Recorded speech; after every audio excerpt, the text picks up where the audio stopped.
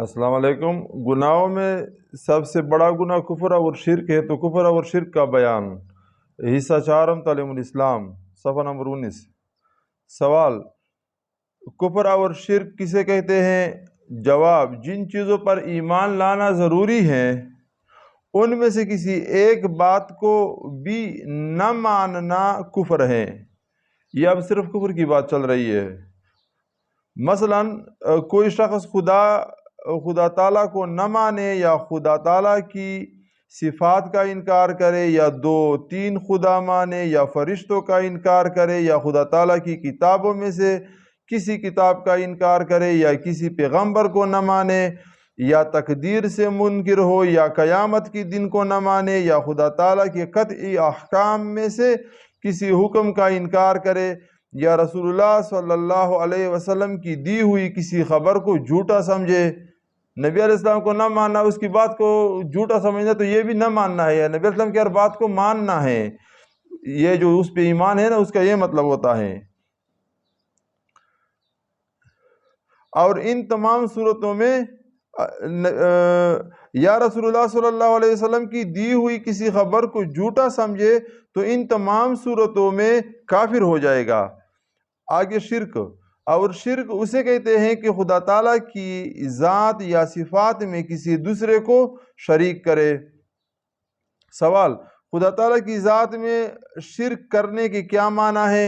جواب: ذات میں شریک کرنے کا معنی یہ ہے کہ 2-3 خدا ماننے لگے، جیسے عیسائی کے 3 خدا مانتے ہیں، خدا ماننے کی وجہ سے مشرک ہیں، اور جیسے آتش پرست کے 2 خدا ماننے کی وجہ سے مشرک ہوئے، اور جیسے بت پرست کے بہت سے خدا مان کر مشرک ہوتے ہیں، وہ کروڑوں خدا مانتے ہیں ہندو۔ سوال: صفات میں شرک کرنے کے کیا معنی ہے؟ جواب: خدا کی صفات کی طرح کسی دوسرے کے لیے کوئی صفت ثابت کرنا شرک ہے، کیونکہ کسی مخلوق میں خواہ وہ فرشتہ ہو، یا نبی، ولی، یا شہید، پیر ہو یا امام، خدا کی صفتوں کی طرح کوئی صفت نہیں ہو سکتی۔ ان سب کا اللہ تعالیٰ کی صفت کی طرح کوئی صفت نہیں ہو سکتی۔ سوال: شرک فی الصفات کی کتنی قسمیں ہیں؟ جواب: بہت سی قسمیں ہیں، یہاں پر ہم چند قسموں کا ذکر کر دیتے ہیں، مطلب یہ کر دیتے ہیں۔ نمبر 1، شرک فی القدرت، یعنی خدا تعالیٰ کی طرح صفت قدرت کسی دوسرے کے لیے ثابت کرنا۔ مثلا یہ سمجھنا کہ فلاں پیغمبر یا ولی یا شہید وغیرہ پانی برسا سکتے ہیں، یا بیٹا بیٹی دے سکتے ہیں، یا مرادیں پوری کر سکتے ہیں، یا روزی دے سکتے ہیں، یا مارنا یعنی قتل کرنا، جلانا یعنی زندہ کرنا ان کے قبضے میں ہے، یا کسی کو نفع اور نقصان پہنچانے پر قدرت رکھتے ہیں۔ یہ تمام باتیں شرک ہے۔ نمبر 2، شرک فی العلم، یعنی خدا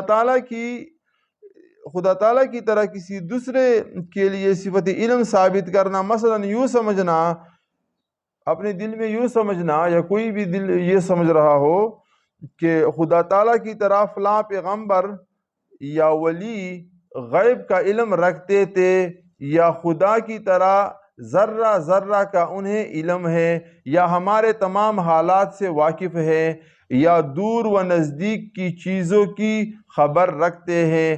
یہ سب شرک فی العلم ہے۔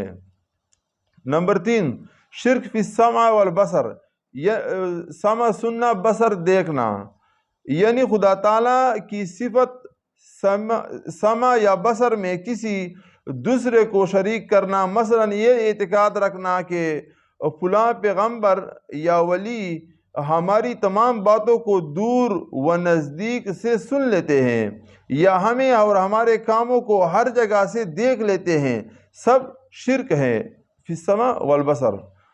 نمبر 4، شرک فی الحکم، یعنی اللہ تعالیٰ کے حکم کے مقابلے میں سارے لوگوں کے سارے چیزوں کے حکموں کو چھوڑیں گے۔ نماز کا وقت آ گیا، نماز پڑھنی ہے، سب کسی کا حکم نہیں ماننا ہے۔ شرک فی الحکم، یعنی خدا تعالیٰ کی طرح کسی اور کو حاکم سمجھنا اور اس کے حکم کو خدا کے حکم کی طرح ماننا، مثلاً پیر صاحب نے حکم دیا کہ یہ وظیفہ نماز عصر سے پہلے پڑھا کرو، تو اس حکم کی تعمیل اس طرح ضروری سمجھے کہ وظیفہ پورا کرنے کی وجہ سے عصر کا وقت مکروہ ہو جانے یا نماز قضا ہو جانے کی پرواہ نہ کرے، یہ بھی شرک ہے۔ اس نے عصر کے نماز سے پہلے کا ٹائم بتایا تھا، ابھی آپ پہلے ہی پورا کریں، ادھر نماز قضا ہو رہی ہے یا سورج پیلی پڑ گئی تو یہ وقت مکروہ ہو جاتا ہے نا، تو یہ مکروہ کی طرف جا رہا ہے تو پہلے نماز پڑھو، پیر صاحب کو چھوڑو۔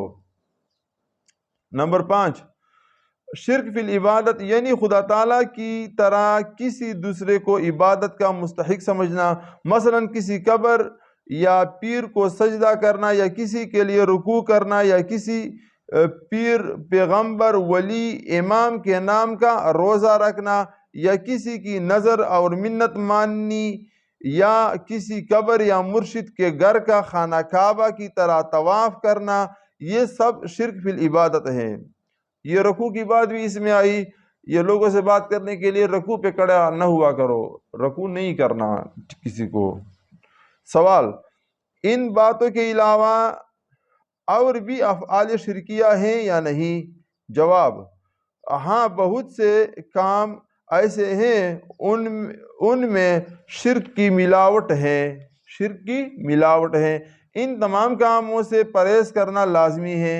وہ کام یہ ہے: نجومیوں سے غیب کی خبر پوچھنا، پنڈت کو ہاتھ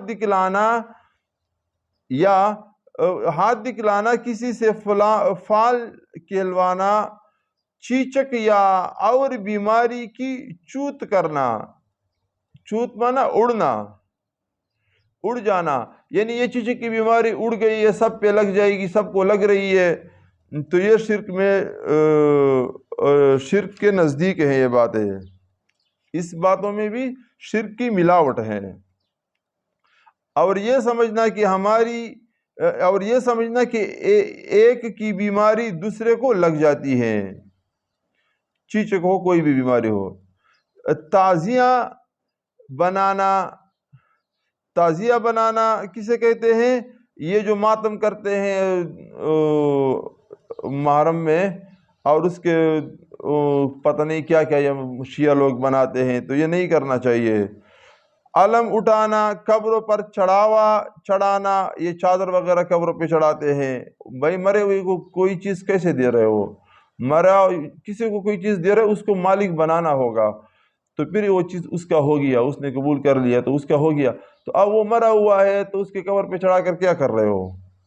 تو یہ اتنا بڑا بن گیا کہ یہ مر کر بھی ہمارے مسئلے حل کر سکتا ہے۔ نظر نیاز گزرانا، نظر نیاز یعنی پیش کرنا، گزرانا مانا پیش کرنا، خدا تعالیٰ کے سوا کسی کے نام کی قسم کھانا، تصویریں بنانا یا تصویروں کی تعظیم کرنا، کسی کی تصویر ہے اس کی آپ عزت کر رہے ہو، کسی پیر یا ولی کو حاجت رواں، مشکل کشا کہہ کر پکارنا، کسی پیر کے نام کی سر پر چوٹی رکھنا، یہ جو چپ بال رکھتے ہیں، یا محرم میں اماموں کے نام کا فقیر بننا، یہ شیعہ لوگوں کا کام ہے، وہ کافر ہے۔ قبروں پر میلہ لگانا، تو ان چیزوں میں شرک کی ملاوٹ ہے، تو ان چیزوں سے ہم بچیں گے۔ اور بھی بہت سارے باتیں آئے گی، آگے بدعت کا بیان آئے گا، گناہوں کا بیان آئے گا۔ تو ہمارے اس طرح یہ ویڈیو دیکھنے کے لیے ہمارے چینل کو سبسکرائب کرو، بیل آئیکن کو کلک کرو۔ السلام علیکم۔